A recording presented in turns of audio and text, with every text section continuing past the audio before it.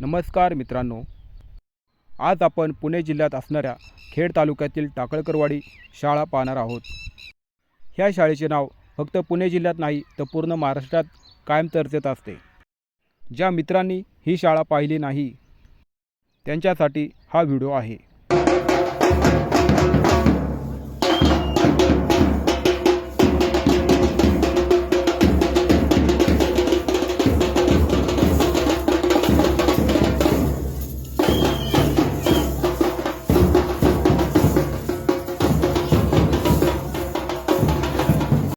जिल्हा परिषद प्राथमिक शाळा टाकळकरवाडी, तालुका खेड, जिल्हा पुणे। ही शाळा कित्येक वर्षापासून गुणवत्तापूर्ण शिक्षण, स्कॉलर विद्यार्थी, विविध उपक्रम, योजना यासाठी ओळखली जाते। शाळा ही अतिशय निसर्गरम्य वातावरणात बांधण्यात आली आहे। शाळेच्या पूर्व दिशेला एक डोंगर आहे, पश्चिम दिशेला राजगुरुनगर शहर तसेच पुणे नाशिक महामार्ग आहे। मित्रांनो, अनेक पालकांची अशी तक्रार असते की जिल्हा परिषद शाळेत चांगले शिक्षण मिळत नाही, त्यामुळे भविष्यात ती मुले जगाच्या मार्केटमध्ये मागे राहतात। पण हा गैरसमज दूर करण्याचे काम टाकळकरवाडी शाळेने केलेले आहे। ह्या शाळेत इतके चांगले शिक्षण दिले जाते, मुलांची इतकी चांगली तयारी केली जाते, आसपासच्या गावातील लोक त्यांच्या झेडपी शाळेत न टाकता टाकळकरवाडी शाळेत त्यांची मुले घेऊन येतात। ह्यावरून आपण विचार करू शकतो की ही शाळा किती उत्तम प्रकारचे शिक्षण मुलांना देते। शाळेच्या परिसरात आणि शाळेत कायम स्वच्छता असते। शाळेत विविध कार्यक्रम, सण, उत्सव वेळोवेळी साजरे केले जातात। मोबाईल आल्यापासून जग खूप पुढे गेले आहे, त्यामुळे कुठली मुले मागे न राहावीत यासाठी शाळा कायम प्रयत्न करत असते।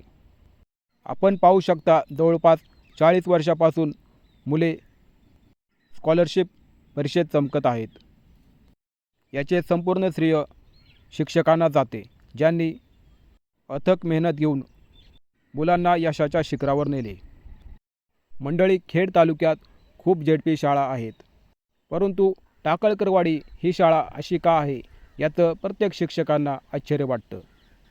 हे पाहण्यासाठी बरीच ग्रामस्थ मंडळी ह्या शाळेला भेट देतात, तेव्हा त्यांच्या लक्षात येतं की टाकळकरवाडी शाळा ही फक्त अभ्यास न करता मुलांमधील गुण ओळखून, त्यांच्यात काय टॅलेंट आहे हे ओळखून त्यांना त्या क्षेत्राचे मार्गदर्शन करते। ह्या शाळेतील विद्यार्थी अतिशय हुशार असलेले आहेत, त्यामुळे त्यांचा प्रत्येक परीक्षेत नंबर येतो। शाळेच्या टेरेसवर गेलो असता आपल्याला सोलर पॅनल पाहण्यास मिळते। शाळेने हे अतिशय चांगले काम केलेले आपल्याला पाहण्यास मिळते। शाळेच्या टेरेसवर गेलो असता आपल्याला टाकळकरवाडी गावातील काही घरे पाहण्यास मिळतात। गावात आपल्याला अजूनही काही घरे जुन्या काळातील असल्याचे पाहण्यास मिळते, तसेच काही घरे नवीन काळातील सुद्धा पाहण्यास मिळतात।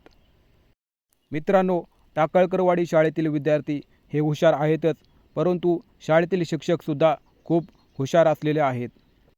यामुळे शाळेतील शिक्षकांची बदली ग्रामस्थ मंडळी होऊन देत नाहीत आणि शिक्षकांनासुद्धा ही शाळा आवडत असल्यामुळे त्यांचे दुसऱ्या शाळेत जाण्याचे मन होत नाही। आपण पाहू शकता की शाळेच्या भिंतीवर किती आकर्षक पद्धतीने प्राण्यांची चित्रे आणि माहिती रंगवलेली आहे। शाळेच्या मैदानात आपल्याला जागोजागी झाडांची लागवड केल्याचे पाहण्यास मिळते। झाडांमुळे शाळेचे वातावरण अतिशय निसर्गरम्य बनलेले आहे। शाळा कुठल्याही रहदारीपासून, गर्दीपासून दूर असल्यामुळे येथे विद्यार्थ्यांचे चांगले मन लागते। शाळेच्या भिंतीवर आपल्याला महत्त्वाची माहिती दिल्याचे दिसून येते। शाळा पाहून झाल्यानंतर आपण आयुष्यमान आरोग्य केंद्र टाकळकरवाडी पाहण्यासाठी गेलो। मित्रांनो, आपल्याला कदाचित माहिती नसेल की पूर्ण महाराष्ट्रात ह्या आरोग्य केंद्राचा पहिला नंबर आलेला आहे। गावातील सांस्कृतिक भवनसुद्धा अतिशय चांगल्या पद्धतीने बांधलेलं दिसून येते। टाकळकरवाडी गावात ग्रामपंचायतीच्या शेजारी विठ्ठल रुक्मिणीचे पुरातन काळातील मंदिर आहे। मंदिराच्या आत गेल्यावर आपल्याला खूप सकारात्मक वाटते. मंदिरात स्वच्छतासुद्धा खूप चांगल्या प्रकारे ठेवलेली दिसून येते. देवाचे दर्शन घेतल्यानंतर मी मंदिराच्या बाहेर आलो. मंदिराच्या बाहेर आल्यानंतर मला काही जुन्या काळातील घरे पाहण्यास मिळाली. येणाऱ्या काळात वाढत्या नागरिकरणामुळे कदाचित आपल्याला गाव फक्त व्हिडिओमध्ये पाहण्यास मिळेल. हळूहळू सगळीच गावे आज शहर बनण्याच्या मार्गावर आहेत. आदर्श शाळा टाकळकरवाडी या शाळेतील विद्यार्थी शाळा सुटल्यामुळे बाहेर पडण्यास सुरुवात झाली होती. शनिवार असल्यामुळे शाळेतील विद्यार्थ्यांचा गणवेश हा वेगळा होता.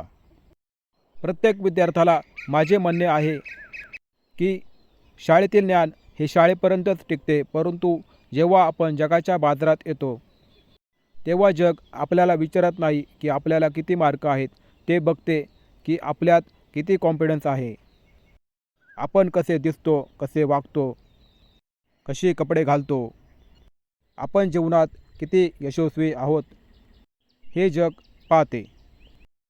त्यामुळे सर्व मित्रांनी फक्त अभ्यास न करता आपल्यातील टॅलेंट शोधून त्या टॅलेंटचा, त्या गुणाचा विकास करण्याच्या मार्गावर आपण गेलं पाहिजे. सर्वांनी लहानपणापासून एक्सरसाइज केली पाहिजे. मित्रांनो, आपल्याला व्हिडिओ आवडला असेल तर कमेंट करा. धन्यवाद.